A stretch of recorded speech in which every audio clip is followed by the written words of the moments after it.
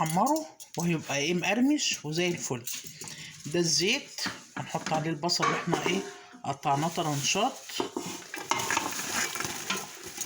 ولعنا عليه النار نحمره، نقلب فيه، نحط عليه حبة ملح ونقلبه لحد ما يحمر. هتاكلي احلى كشري.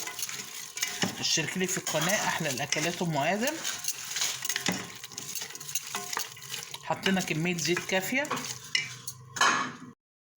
بعد ما البصلة احمرت، عشان تلاقي البصلة محمصة معاكي ومحمرة، قصدي ما تلزقش معاكي، بصي طلعي كده وفي مصفى ايه، مصفى حديد،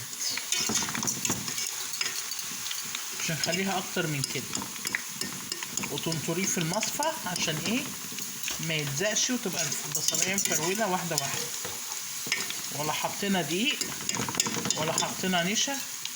وهتلاقي البصل معايا هتعمل معاكي لاخر طبق الكشري بنفس الايه الحكايه كده. بعد ما طلعته في المصفى الحديد ونطرته، هيفضل لاخر قطعه هيبقى ايه، بصي بصي